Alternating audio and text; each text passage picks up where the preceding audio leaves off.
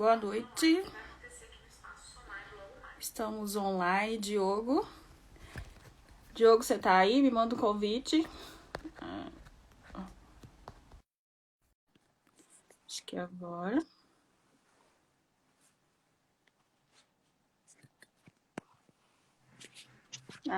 Boa noite, Diogo. Boa noite. Espera aí que eu achei que eu ia conseguir entrar pelo Pelo computador. notebook? E daí, como eu não consegui, eu vou Ah, tentar deixar o celular numa posição fixa aqui. tá. Tá.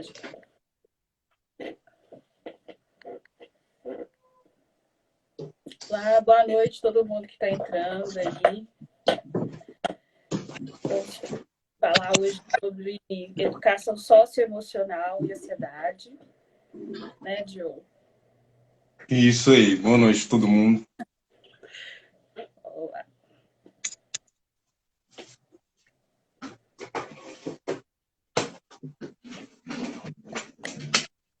Tô pronto aqui, tá bom assim? Tá. Você tá me ouvindo? Tá me ouvindo bem? Tô te ouvindo direitinho. Então tá. Então vamos começar, né, Diogo? Esse é um tema assim muito interessante, principalmente com as pessoas que trabalham, né, no meio educacional, conhecer um pouco como que ocorrem os processos de aprendizagem, né? Então eu queria que você tivesse a palavra aí, depois eu quero te fazer umas perguntas. Claro. A gente conversou um pouquinho sobre esse tema, né, antes de propor ele, né, Joyce? Também acho que ele é um tema muito interessante, ele está muito em voga, assim. Muitas, muitas vezes a gente se preocupa, o sistema educacional se preocupa, né, com uma educação um pouco mais científica, né, Sim, que é super importante, como, por exemplo, conhecimento em matemática, não é? E nas ciências nas hard sciences, que eles dizem, mas esse conhecimento socioemocional, ele também é muito, muito importante para uma série de atividades que a gente desenvolve na vida. E se a gente quiser ser bem sucedido, a gente tem que ter essas competências sobre as quais vamos conversar hoje. tá. Então, nessa conversa que a gente teve, você falou que tinha dois tipos de abordagem dentro do. Porque, né, você estuda sobre essa área, né, Ju? Você está fazendo mestrado. Então, é uma área que você já conhece, já trabalha lá no Coltec. Então, você se relaciona com os alunos, vê como que é, às vezes, a ansiedade deles dentro da instituição, para aprender, às vezes, a desmotivação, às vezes acontece até mesmo abandono da escola, porque não consegue se adaptar ao conteúdo. Então, eu acho que é um tema que você estuda, mas que você está em loco, né? Você observa isso diariamente. E você falou Sim. comigo um pouco sobre as duas abordagens que você estuda. Aí você podia comentar um pouco e depois eu quero te falar mais umas coisas. Eu vou falar um pouquinho sobre uma definição possível, né, para competências socioemocionais e também sobre essas abordagens que eu falei que se relacionam mais com a escola. Uhum. Tudo bem? Eu vou começar pelas competências socioemocionais, e depois eu falo sobre algumas formas de abordar estudo na escola, que também se relaciona à forma como se aborda várias coisas na vida. Bom, para as competências socioemocionais, eu vou usar uma definição que é da Carcel. Se vocês procurarem na internet, vocês podem encontrar ela, que define competências socioemocionais a partir de 5 grandes áreas, por assim dizer. A primeira área seria o que a gente chama de autoconsciência, que é a capacidade de perceber seus próprios pensamentos, sentimentos, entender como seus próprios comportamentos funcionam, como eles se articulam com seus valores, e o que é os seus pontos fortes e seus pontos fracos.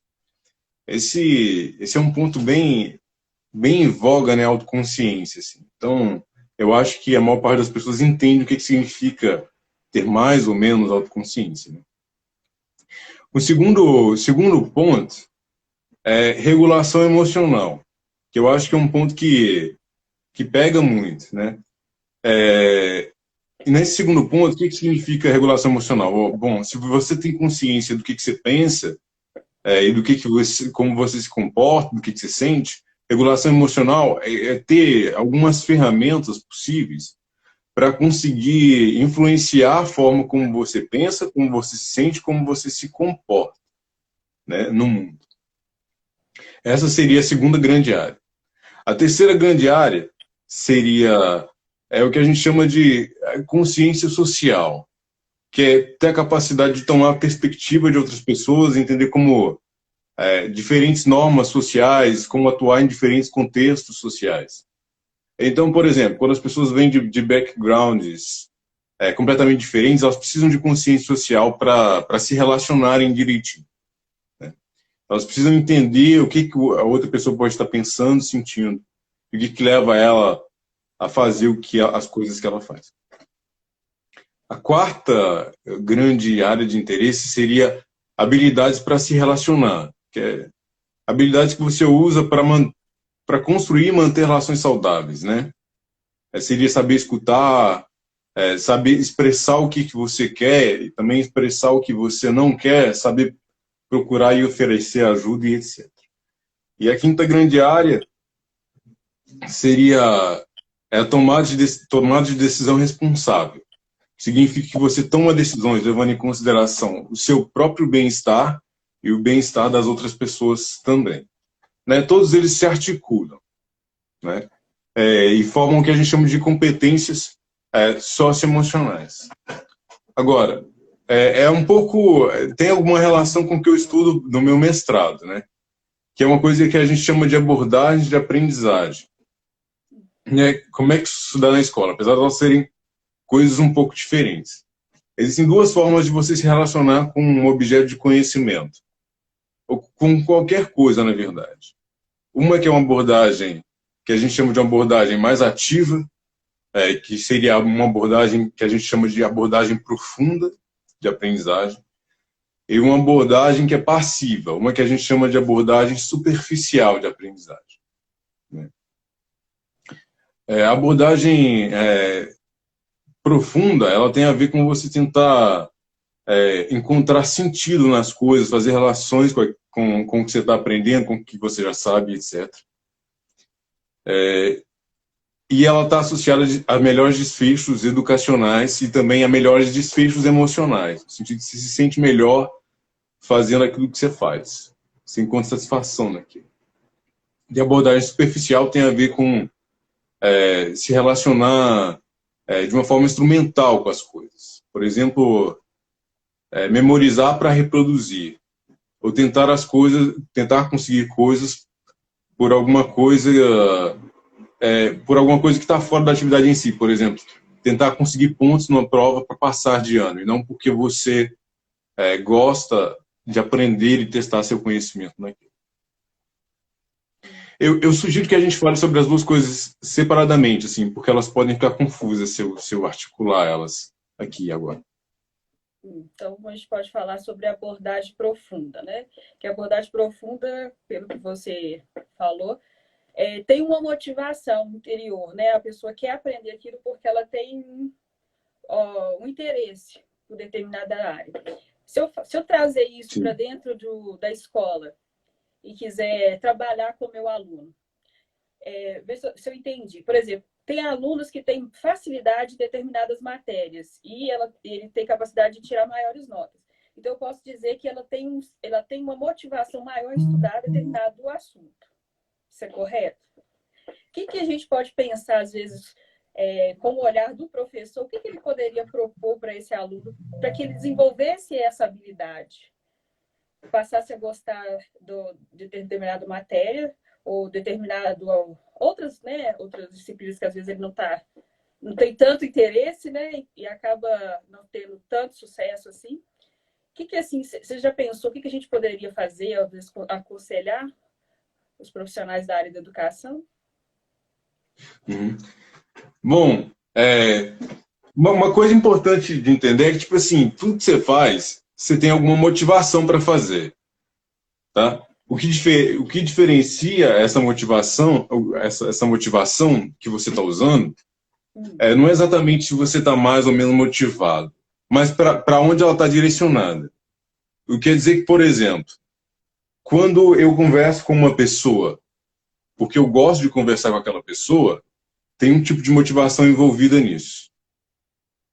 Quando eu converso com essa pessoa, porque eu quero pedir um favor dela, tem um outro tipo de motivação envolvida nisso.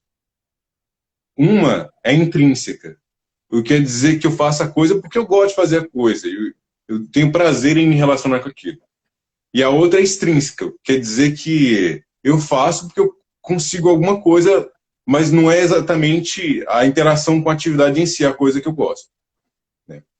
Então, assim, quando o menino não gosta, ele tem algumas motivações, né?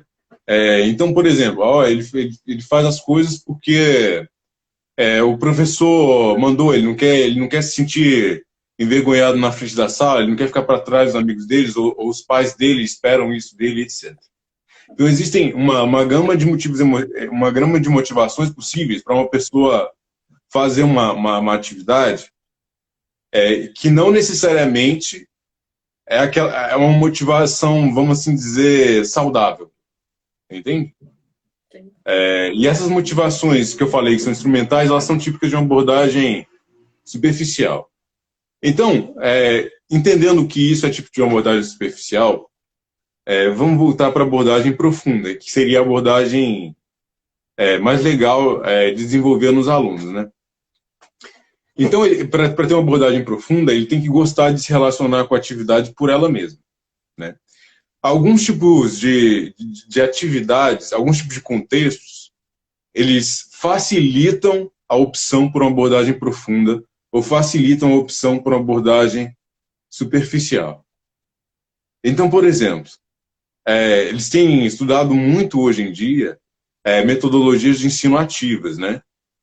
Que propõem um certo tipo de interação realmente mais ativo do sujeito com a atividade de aprendizagem que ele está ali se relacionando com, que ele tem para aprender, né? E elas estão teoricamente associadas, entende? Uma abordagem profunda, quer dizer, que se vale dessa motivação em que a pessoa gosta da atividade por ela mesma, com essas metodologias de ensino ativas. Algumas outras atividades também, por exemplo, atividades que incitam o sujeito a tentar encontrar o sentido naquilo que ele está fazendo, elas tendem a produzir uma maior motivação intrínseca. E o contrário também é verdadeiro. Se você fizer coisas que as pessoas podem... eu posso fazer isso, olhar isso no celular, no Google, e já tem uma resposta para isso. Esse tipo de coisa, ele pode facilitar a ocorrência de uma abordagem superficial. A abordagem superficial seria uma coisa mais imediata. Eu posso pensar também em relação à recompensa imediata e recompensa a longo prazo também? Quando eu penso essas duas abordagens, não sei, me vem isso aqui à cabeça, eu não sei se faz muito sentido. Como, por exemplo, na abordagem profunda. Eu sei que eu tenho aquele aprendizado, eu aprendo, eu quero conhecer, que eu sei que no futuro eu vou ter uma maior quantidade de conhecimento de determinada coisa. Agora, no superficial, é uma recompensa, vamos dizer assim, imediata. Eu tenho a resposta, ali eu já resolvo o meu problema e também não quero muito aprender isso. Você acha que tem alguma relação? Olha, quando a gente estuda isso e quando a gente passa a entender isso melhor, é muito difícil falar que alguém que usa uma abordagem superficial aprende de verdade. Entende? Talvez por isso ele fica mais ansioso quando ele precisa de usar aquilo que ele deveria ter aprendido, né? Por quê? Porque ele não está, na verdade, quando você usa uma abordagem superficial, você não está tentando aprender. Você não está tentando dar o melhor de si, você está tentando só se livrar daquilo fazendo o mínimo que você pode fazer. Entende? Então, por exemplo, existe uma forma de estudar que é você estudar ao longo do tempo, construir relações dentro da sua cabeça e tentar construir uma espécie de estrutura para como uma área de conhecimento funciona, né? Seria uma abordagem profunda. Mas você também pode simplesmente decorar as coisas antes de uma prova e ir para a prova e colocar aquilo no papel, aquilo que você decorou para fazer a prova, entende? Isso não é necessariamente aprender. Porque quando você precisar daquele conhecimento no mundo real, ou para fazer qualquer tipo de coisa, você não consegue usar ele. Ou você consegue usar ele de uma forma bastante limitada, né? O que produz ansiedade, que tem a ver com, enfim, talvez com a ver com a expectativa de que você vai lidar com alguma coisa que você não tem competência suficiente para realizar, né? Então, assim, eu acho que respondendo a pergunta, não existe um aprendizado real quando você está usando uma abordagem superficial. Então, assim, a gente tem até um exemplo na abordagem superficial, pode ser alguns alunos estudam para o Enem, estudam várias disciplinas, né, vários conteúdos, aquilo é como se eu estivesse enchendo o seu cognitivo para depois despejar na prova e depois disso nunca mais se lembra mais como que é a fórmula de Bhaskara, não se lembra mais desses conteúdos. E eu tenho a sensação que a abordagem profunda, como ela está dentro, né, de uma estrutura de educação socioemocional, tem um significado. Eu acho que é muito, pelo menos assim, quando eu penso no meu aprendizado, você estava falando aí, eu pensando como que foi o meu aprendizado mesmo na faculdade, né, no ensino médio, as coisas que eu lembro até hoje é porque quando eu conseguia ver sentido naquilo. Então, eu estudava uma matéria química, eu relacionava a química no dia a dia. A química, como que ela poderia ser aplicada, como que ela é importante. Aí aquilo ficou gravado na minha mente, porque eu consegui ver sentido no que eu estava estudando, naquele conteúdo técnico, no real. Isso, assim, faz algum sentido? Isso também faz parte da abordagem profunda? Isso é uma definição, tipo assim, com as suas, vamos dizer assim, com as suas palavras de uma abordagem profunda. É exatamente isso daí, assim. Uma coisa que eu acho interessante de falar, entretanto, sobre, por exemplo, você falou do Enem, né? Uhum. Muitas vezes, o contexto influencia, né? Que tipo de abordagem, como você vai se aproximar daquele objeto, daquela atividade. Inclusive, alguns alunos podem ser punidos por usarem uma abordagem profunda, dependendo do sistema avaliativo, né?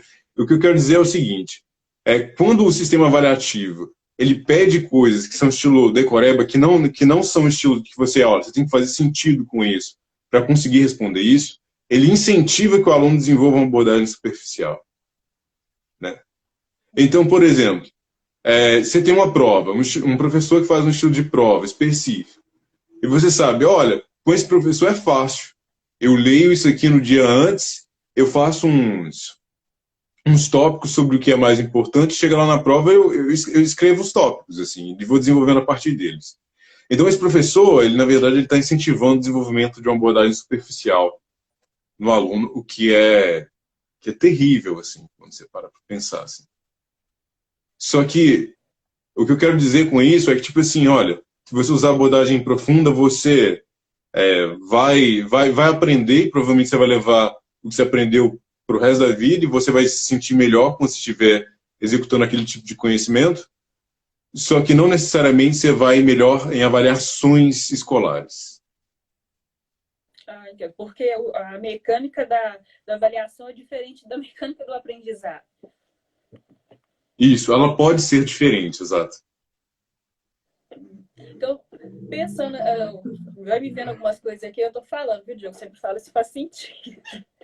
Então, Claro. se eu pensar da abordagem superficial, ela seria em questão de tempo de aprendizado, tempo de absorção de matéria. Como as escolas têm muito conteúdo, talvez a abordagem superficial seria mais eficiente nesse sistema educacional que a gente tem, e a abordagem profunda talvez ela levaria mais tempo para ser absorvida.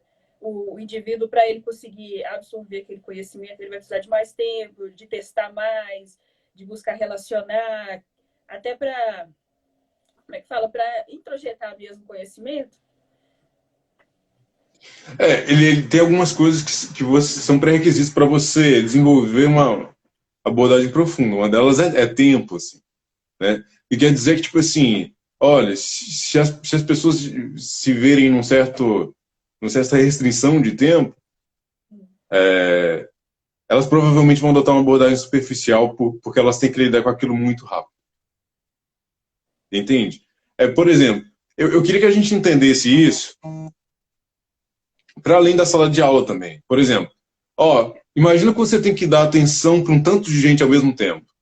Você se torna mais superficial. Você meio que vê o que dá para você fazer ali e faz, né? Tipo assim, você não presta muita atenção no que as pessoas estão falando.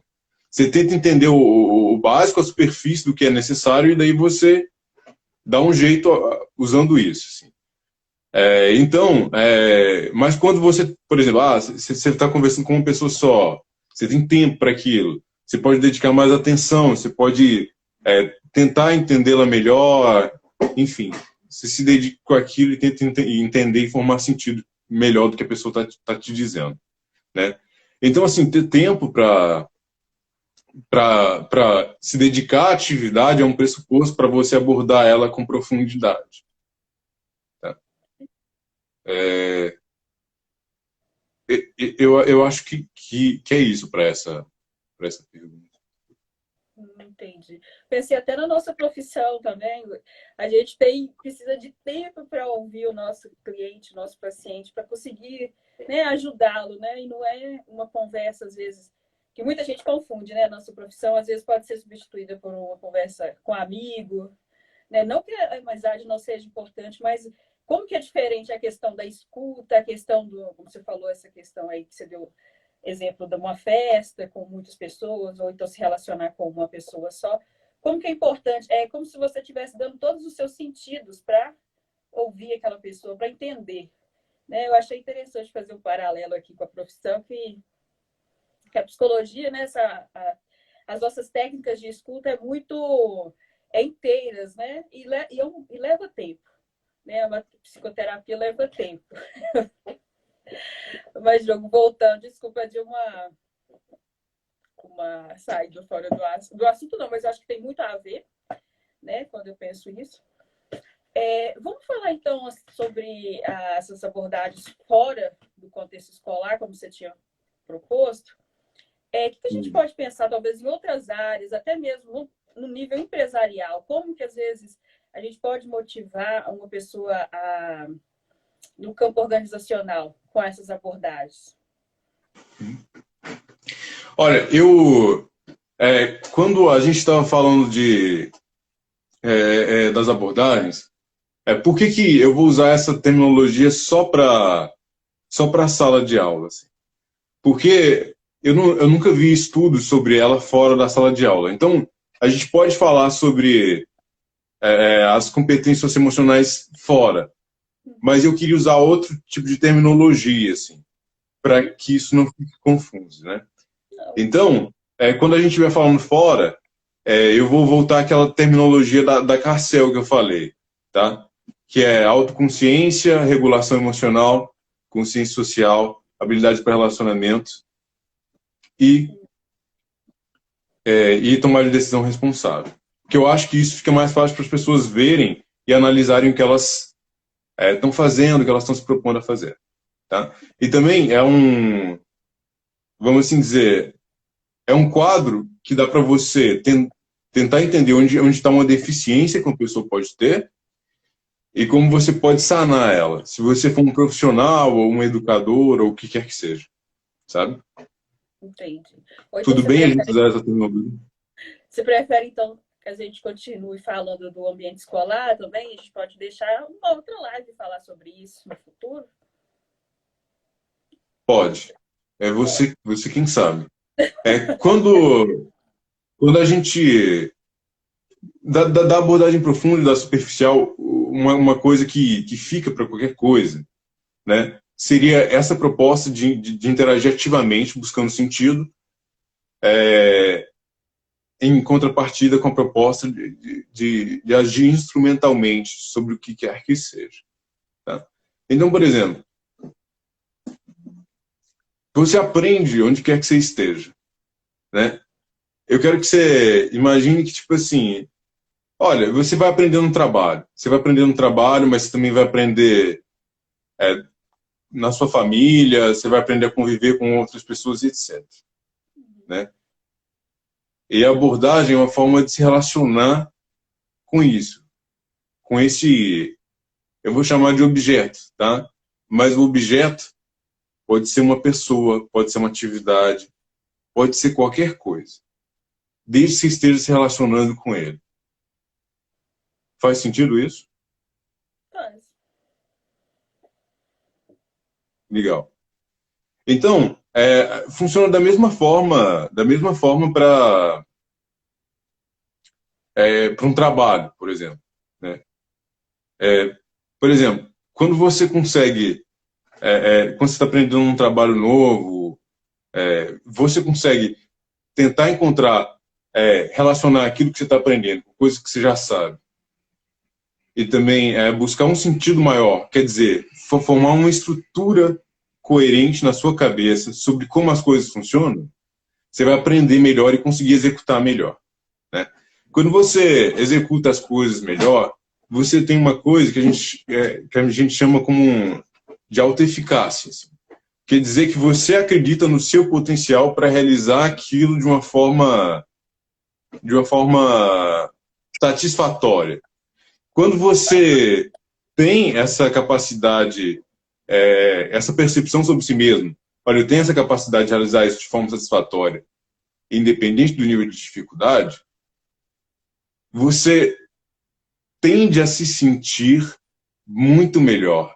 O que eu quero dizer é que isso desperta em você sentimentos de mais-valia, sentimentos de competência, sentimentos de satisfação no trabalho, etc. Quando você não tem isso, você tem sentimentos de menor valia, de ansiedade, de inutilidade e etc. Tá? Então, é sempre muito importante você estar consciente e desenvolver uma certa capacidade de pensar sobre a forma como você está abordando uma determinada atividade ou objeto. então, eu posso pensar, é muito interessante, né, como o processo de aprendizagem afeta até como a gente se vê em relação às outras pessoas, como você se vê no mundo, né? Se eu consigo aprender, eu me sinto capaz, eu me sinto melhor, eu me sinto mais engajado, e a partir daí eu quero aprender mais e mais. Então é um ciclo, vamos dizer assim, é um ciclo ascendente, algo que a pessoa vai sempre tendo ganhos. Ao contrário, né, da outra abordagem, que às vezes eu tento, eu faço ali, depois eu não me lembro, eu não consigo mais evoluir e eu vou desistir porque eu não me acho competente para determinado assunto ou determinada carreira. Então, assim, eu fiquei pensando aqui, vale muito a pena a gente pensar também, quando a gente pensa em sistema de ensino, que cada um tem uma maneira de aprender, né, e uma maneira de se relacionar com o aprendizado. Você falou das tecnologias ativas, né, que é uma coisa que a gente viu que teve um boom agora, né, nesse tempo agora de pandemia.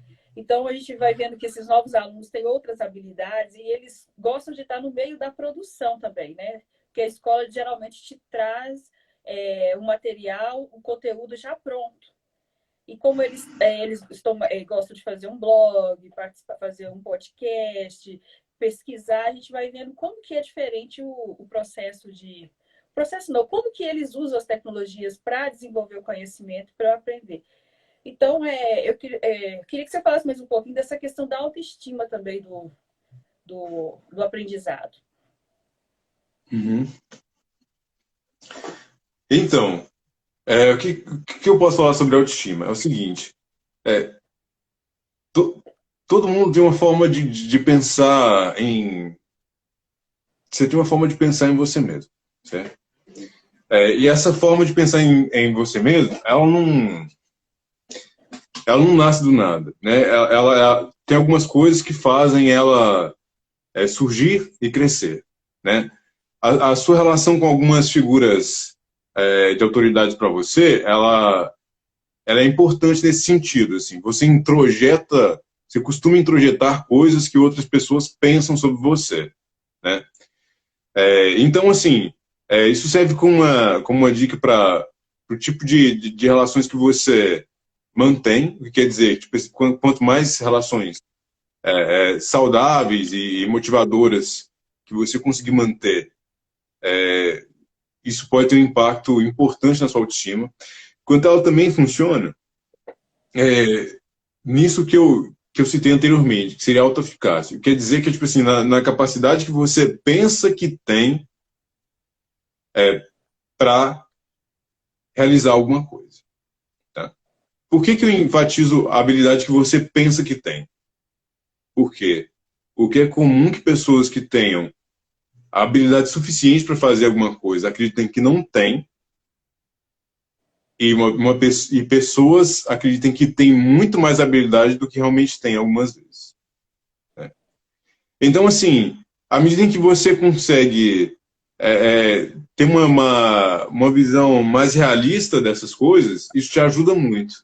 Tanto no sentido de desenvolver esse sentido de capacidade, que vai aumentar a sua autoestima, vai impactar a sua autoestima, quanto no sentido de entender coisas que você pode, de fato, melhorar. Entende? Então, à medida que você estuda e aprende coisas, e como eu falei, a abordagem profunda ajuda muito nessa questão, você tende a aumentar a sua autoestima. Né? Entendi. Você falou em relação a pessoas que são capazes, que não acreditam em si, né? E outras que nem são tão capazes e acreditam. Esse pensamento, vamos dizer assim, esse pensamento positivo, essa crença positiva também influencia no desenvolvimento da habilidade de aprendizado? Ou não? É engraçado, para mim é engraçado até dissociá-las, assim. Porque elas andam juntas, entende? É tipo assim, você consegue falar assim, olha, essa pessoa não acredita que vai conseguir, por isso ela não faz, assim, sabe? Mas talvez, porque isso está num ciclo que se retroalimenta, entende? Enquanto você acha que você não consegue fazer e você não faz, você não melhora, você não fica bom naquilo. Você não fica nem com habilidade satisfatória naquilo. Então aquela crença se mantém. Né? Se ela se manter por muito tempo, ela pode se tornar uma crença muito basal para você. Né? Então, tipo assim, você nem testa essa crença mais, quer dizer, você nem tenta mais, porque essa crença está com você há tanto tempo que você simplesmente toma ela como algo natural. Você pensa, tipo assim, sempre foi assim, sempre será assim. Né?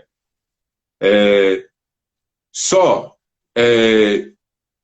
que quando isso acontece para várias áreas ao mesmo tempo, né? Imagina que isso aconteceu quando você estava estudando matemática, sei lá. E daí depois aconteceu quando você estava no seu primeiro emprego, a mesma coisa aconteceu. E daí quando você estava se relacionando com seus amigos, e daí com o seu parceiro. Daí você cria uma certa crença que se aplica a várias áreas ao mesmo tempo e que te esmaga, né? Que tipo assim, te faz você pensar que você não é capaz de nada, e daí sua autoestima ela se mantém num lugar muito escuro, muito baixo e solidificado, entende? Então, o contrário também é verdadeiro, né? Quando você tenta uma coisa e você tem um sucesso, você cria um certo senso de capacidades. Se esse senso de capacidade volta a se auto-reforçar, quer dizer, sempre que você tenta um pouco, uma coisa um pouco mais difícil, você vê que você consegue, você começa a ficar animado, mais motivado para aquela coisa. Quando isso acontece em várias áreas ao mesmo tempo, você também cria uma crença muito forte sobre você mesmo de que você consegue fazer coisas, mesmo quando elas são difíceis. E isso tem um impacto profundo sobre a sua autoestima. Profundas. Tá? Agora, as coisas não são imutáveis. Tá? Muitas pessoas que têm uma autoestima baixa tem muito tempo que elas não tentam. E quando elas tentam, elas fazem de uma forma meio estrupiada. E eu quero dizer que, por exemplo, você pode criar uma situação que você vai falhar, né? Então, por exemplo, não sei, às vezes você faz uma meta para você mesmo aí, né? Você tem uma baixa autoestima relacionada à sua imagem corporal. Só que aí você está acima do peso. E você faz uma meta de que você vai entrar em forma no primeiro mês. Entende? Você tem sobrepeso. Então você cria uma meta que vai te fazer falhar. E isso é muito errado, porque daí o ciclo se retroalimenta, né? Quer dizer, você falha e você fica com mais medo de tentar outra vez ou de outra forma no futuro. Assim. Então, por exemplo, uma coisa que um profissional pode ajudar muito é essa coisa de, tipo assim, olha, vamos selecionar o que é realmente possível, ter metas possíveis e construir um senso de autoeficácia que vai ter um impacto forte na sua autoestima a longo prazo, e não a muito curto prazo, né? Como a maior parte das pessoas costuma esperar. Então, é isso que a pessoa cria é uma autossabotagem, né? Para sempre estar confirmando aquilo que é a crença que ela tem sólida. Diogo, recebi uma pergunta aqui. Deixa eu ver quem que foi. Deixa eu botar aqui. Foi a Giselda. Ela perguntou. Ela pensa que muitas vezes alunos, funcionários não aprendem por falta de empatia de quem ensina. Então, empatia seria um dos caminhos? Olha, uma das coisas que eu falei que influencia a abordagem de aprendizagem lá do menino é o tempo que ele tem para dedicar à tarefa. Mas existem outras coisas que também influenciam.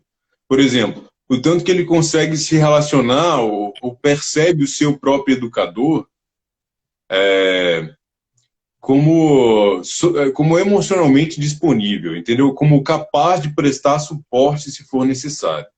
Então, se ele percebe que o ambiente é hostil nesse sentido, ele tende a adotar uma abordagem superficial, que é tanto essa motivação estrupiada, por assim dizer, né? Quanto as estratégias que a gente citou, entendeu? As duas coisas andam junto, né? A motivação e a estratégia. É tudo uma coisa só. Se você tem uma motivação ruim, por assim dizer, você também adota essas estratégias, né? E se você tem uma motivação boa, você adota outras estratégias. Elas estão intrinsecamente ligadas, assim, sabe? Então, como a pessoa percebe o seu educador ou essa figura que está lá com ele, tem muito impacto sobre isso, sim.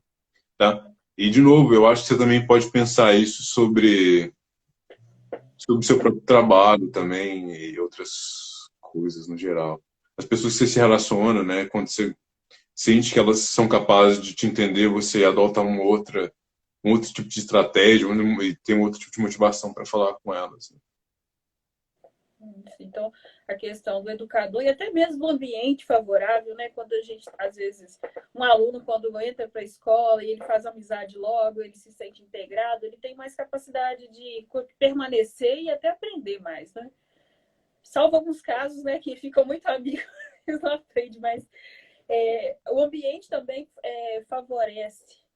É como se fosse um conforto, vou usar umas palavras assim, um conforto emocional. Tipo assim, quando o ambiente é acolhedor, isso influencia nele, na motivação dele para aprender. Ele pode, se o ambiente for muito hostil, né, e existem várias formas de ambiente ser hostil, você citou uma delas, né, que é a forma como um aluno interage com o educador, mas pode ser várias outras coisas, né, por exemplo, a forma como ele se relaciona com os colegas, se ele sofre bullying, se ele não sofre bullying, enfim, várias coisas, né. Tudo isso influencia a forma como ele se apega ou não se apega à escola. Uma criança, um aluno, pode se tornar profundamente dissociado da escola, se ele achar ela um ambiente hostil. A tal ponto que ele sente um sofrimento psicológico profundo de ir para a escola, ou não quer estudar, ou evita isso de todas as formas possíveis. Assim. Acho que tem uma outra pergunta aqui, deixa eu só puxar de novo. A Ferreira Lá, ela perguntou, o elogio ajuda no desenvolvimento do aluno? Olha, eu acho que você, se você, quando você vai usar elogios, você tem que usar elogios que cabem. Assim. Eu acho que ajuda no sentido de você reforçar um comportamento que atendeu a algum tipo de expectativa. Entende? Eu não sei até que ponto vale a pena entrar em comportamento aqui, mas comportamentos que são reforçados, eles têm maior probabilidade de acontecer de novo no futuro, né? Então, por exemplo, quando o aluno vai bem, ele tirou nota boa, ele se dedicou, ele estudou e etc., e você elogia ele, se torna mais provável que ele volte a ter aquele mesmo nível de dedicação para uma atividade futura, né? Mas é uma coisa que você tem que usar com parcimônia. Porque, assim, as pessoas se acostumam muito rápido com uma determinada situação, tá? E eu quero dizer que, tipo assim, se você elogia toda vez, o elogio perde poder de reforço. Entendeu? A pessoa toma aquilo como algo dado. Entendeu? Então você tem que meio que ter uma estratégia para fazer isso. Assim. E de preferência, se você for fazer isso, né, usar isso por um tempo limitado e cobrar mais. Assim. Por exemplo, você elogiou uma pessoa porque ela chegou até tal ponto, né? Até tal ponto X. Aí, na próxima vez, você já não elogia mais para o X. Você elogia com um pouco mais de esforço. Tá? Só que por que você tem que usar isso de uma forma limitada? Porque elogio é reforço extrínseco. Né? O que quer dizer que, tipo assim, é um reforço, um incentivo que não pertence à tarefa em si. Se você quer que uma pessoa chegue a um nível alto, assim, de engajamento, você tem que fazer ela se relacionar com a tarefa pela tarefa em si. E quando você usa reforços que são externos à tarefa, você pode diminuir a força que a tarefa tem como reforçador intrínseco e fazer a pessoa fazer uma atividade só para ganhar um elogio, ou só para ganhar uma bala, um bombom e etc. Então, se você precisar usar recompensas extrínsecas, como, por exemplo, elogios, bombons, etc., vale a pena você usar por um tempo limitado, mas para atrair a pessoa para aquela coisa até que ela, por assim dizer, veja a beleza do negócio, né? E daí comece a se dedicar para aquilo porque ela gosta daquilo e não porque ela vai ganhar alguma outra coisa. Entendi. A gente falou de questão do elogio e quando às vezes a questão também de às vezes não o elogio, mas o contrário. Porque igual, quando eu trabalhei, né, em escola, eu percebi que, igual os professores vão corrigir algumas atividades, eles não mais riscam, né, o trabalho como erro, sempre coloca, circula. Então, assim, tudo aquilo que parece que é uma punição foi retirado, tenta ser retirado desse processo. A punição também tem um Desculpa, efeito. cortou um pedaço do seu áudio. Cortou? Cortou um pedaço do seu áudio, eu não consegui entender a pergunta. Não, a gente falou muito sobre como é que fala? É um reforço, né? O elogio. Eu posso pensar também que, às vezes, não uma crítica, mas assim, uma chamada de atenção, alguma coisa, apontar para aquele erro, mas para que a pessoa conserte. Assim, como trabalhar isso? Isso também é importante no processo de aprendizado, porque quando eu trabalhei em escola, alguns métodos por exemplo, o aluno errou uma atividade, não mais se risca a atividade, agora você circula e coloca, não se usa caneta vermelha, que antes era ligado muito a uma questão do erro, né? Mas o questionar o aprendizado, o mostrar o erro também é um processo de aprendizado? Olha, isso aí você vai. Eu acho que você vai obter respostas diferentes dependendo do psicólogo, educador que você perguntar, tá?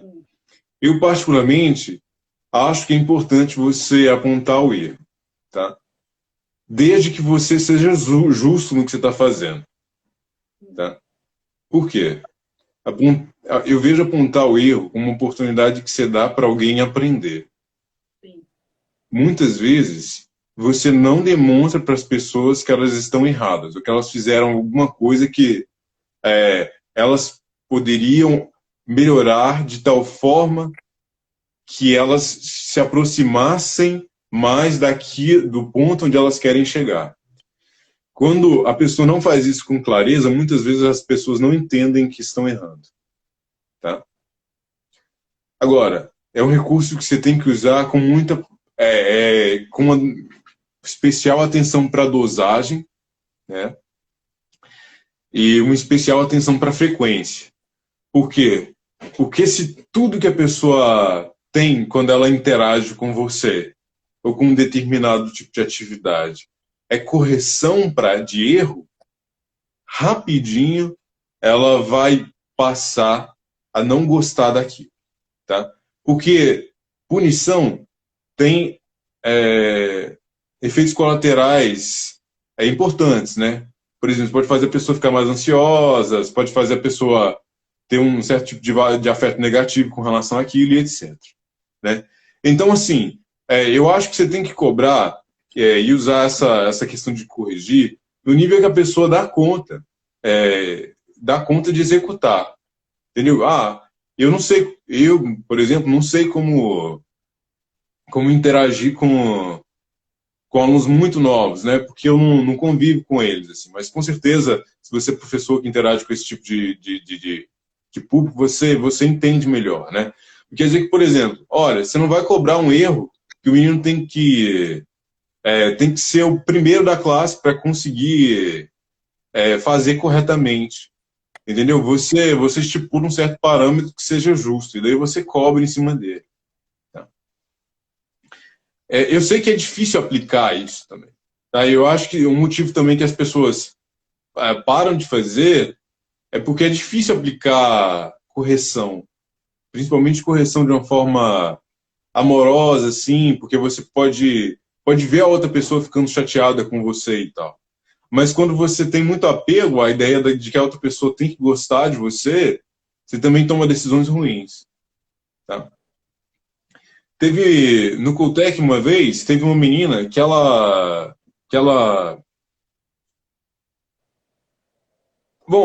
chegou atrasada para uma prova, né?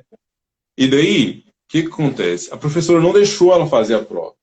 E daí ela ficou completamente transtornada emocionalmente. Assim. Ela estava chorando muito, e ela não sabia o que fazer, e etc. E a professora foi conversar comigo e ela me falou assim, olha, eu fiz isso porque ela sempre chega atrasada.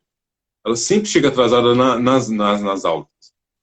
E eu tenho esse medo. Tipo, ela é ótima aluna. Ela faz as apresentações perfeitas. Ela sempre consegue uma nota muito, muito alta.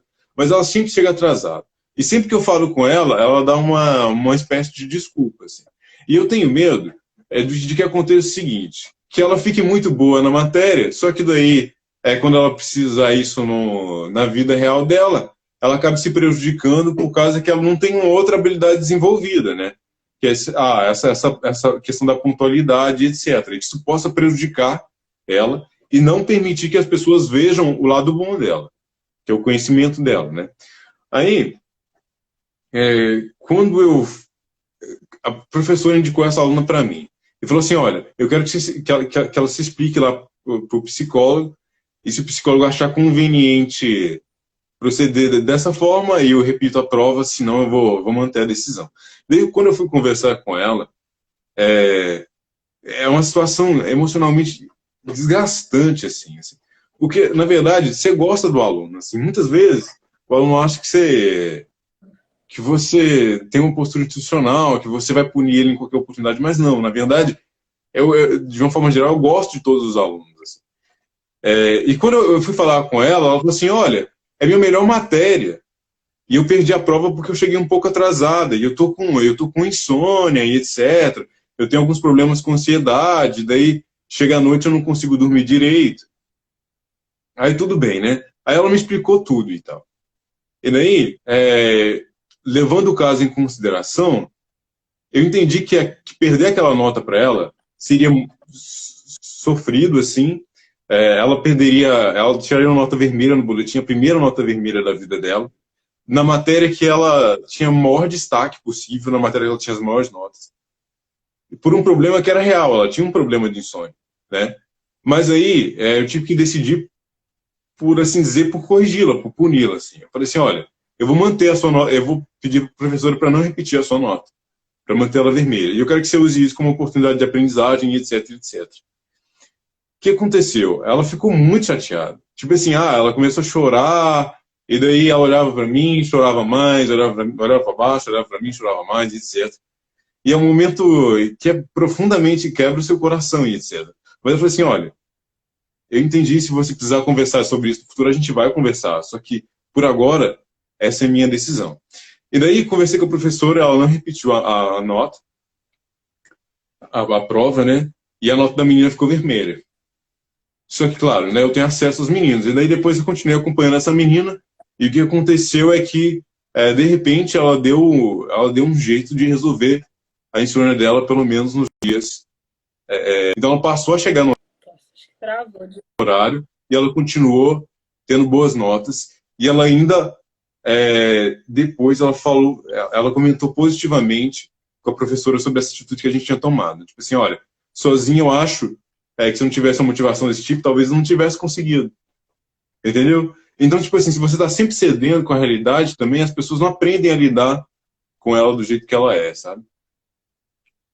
Então é uma coisa para se considerar. Então eu acho que punição, correção tem seus momentos, eu acho que tem que ser dosado, mas eu acho que pode ser muito positivo.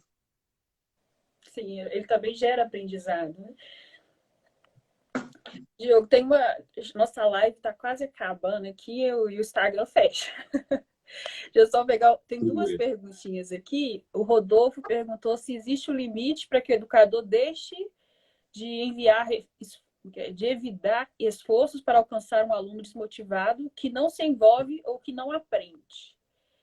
E outra coisa, eu sempre faço... A Sônia falou. Eu sempre faço elogios a uma aluna nota 10, amiga do Nicolas, para ver se ele faz o mesmo. E começa a se esforçar mais. E isso só irritava ele mais. Deixa eu ver. Tá. Então, assim, uma falou se realmente até quando se pode elogiar, né? Você já tinha falado. O aluno, porque senão ele acostuma. E a outra pergunta falou que o elogio, às vezes, em vez de agradar o aluno, irritava ele. Uhum. Eu vou comentar rapidinho, né? A pergunta do Rodolfo. Olha, tem uma coisa que eu aprendo muito com os minhas colegas lá de trabalho. E uma vez, tem uma pedagoga que trabalha comigo que eu acho ela ótima, assim. Ela chama Patrícia. Uma vez eu estava muito frustrado com um caso. Eu perguntei para ela assim, Patrícia, alguma vez a gente para de tentar depois que tudo que as coisas não dão certo? Ela falou assim, olha, a gente nunca desiste do aluno. O aluno desiste dele mesmo. A gente não desiste. Se ele quiser tentar, a gente vai tentar com ele. E eu adotei isso e essa filosofia e eu tento seguir ela. Eu nunca desisto do aluno, a não ser que o aluno desista de si mesmo. E se em algum momento ele decidir, tipo assim, olha, vale a pena tentar de novo, eu tento de novo com ele. Para a pergunta da Sônia, assim, é um pouco mais difícil de responder, por causa que depende muito dessa relação individual, assim. Quer dizer que, por exemplo, algumas pessoas poderiam imitar uma pessoa que está sendo elogiada, né? mas algumas outras pessoas, como você mesma colocou, vão agir de forma extremamente contrária. Assim. O que importa para você é tentar identificar um padrão de resposta, um padrão de comportamento. Né? Então, por exemplo, se você sempre elogia uma pessoa e isso faz a outra pessoa que está com você, essa pessoa em particular, ficar irritado, então você aprendeu uma forma de deixar essa pessoa irritada. E você aprendeu um padrão de comportamento sobre ela. E nesse caso, pelo menos se for dessa forma como você falou, não é um comportamento que parece ser muito útil para você usar para ensinar outra coisa para a pessoa. Né? O que vale mais a pena é você tentar algum outro tipo de estratégia e tentar enxergar como esse padrão funciona de resposta funciona para essa pessoa. Até você achar um tipo de intervenção que funciona, né? Psicologia, lidar com pessoas, não é uma ciência exata. Então, você tem que testar um pouco até você entender qual o padrão de resposta que funciona para aquela situação ali. Diogo, deixa eu ver aqui. O Carlos Nascimento, ele está aqui antes que termine a live, ele quer te cumprimentar com sinceros votos, de parabéns, porque foi uma exposição de motivo excelente quanto ao tema exposto. Deixa eu ver. Obrigado. Tá. A Gésia perguntou se com a educação especial é importante trabalharmos os reforços positivos. Trabalhar com educação especial, também a questão de utilizar esses reforços? Eu precisava que você explique melhor o que você se refere quando você chama de recursos positivos. Elogio, trabalhar o elogio, a correção. Hum? Não, eu assim, respondendo por mim, que, né, com certeza, né, utilizar desses recursos, o aluno com deficiência intelectual, às vezes ele não tem as habilidades cognitivas de uma criança ou de um adulto típico. Então, esse tipo de reforço que a gente trabalha, você fez uma atividade certa, parabenizar ou corrigir, não, você não é dessa forma que trabalha, vão repetir. Bom, eu acho que é isso que ela quis trabalhar. Eu acho que você já falou, porque acho que agora a nossa live vai fechar a qualquer momento aqui. Diogo, mas assim, eu quero te agradecer muito por ter aceitado o convite, né? Quero te desejar um feliz dia do psicólogo. Foi muito produtivo, que a gente sempre conversa, é muito produtiva as nossas conversas, né? E agora foi um prazer assim, compartilhar os seus conhecimentos conosco. E fica aí um convite, né? Para uma próxima live aí, quando você estiver disponível. Eu quero ter mais esse conhecimento, viu? Foi muito bom. Eu que agradeço pelo convite, muito obrigado. Espero que a gente tenha a oportunidade de conversar mais vezes, sim. Então, foi um prazer, gente. Obrigada para quem Obrigado a todo participou. mundo que apareceu também. Eu fico lisonjeado e espero que tenha sido útil para vocês de alguma forma. Assim, foi muito enriquecedor e a live vai ficar salva no IGTV do Espaço Somário. Quem quiser ver de novo aqui não acompanhou, vai estar salva lá. Tá bom? Então tá, tchau, gente. Obrigado por ter participado conosco. Tchau, Diogo.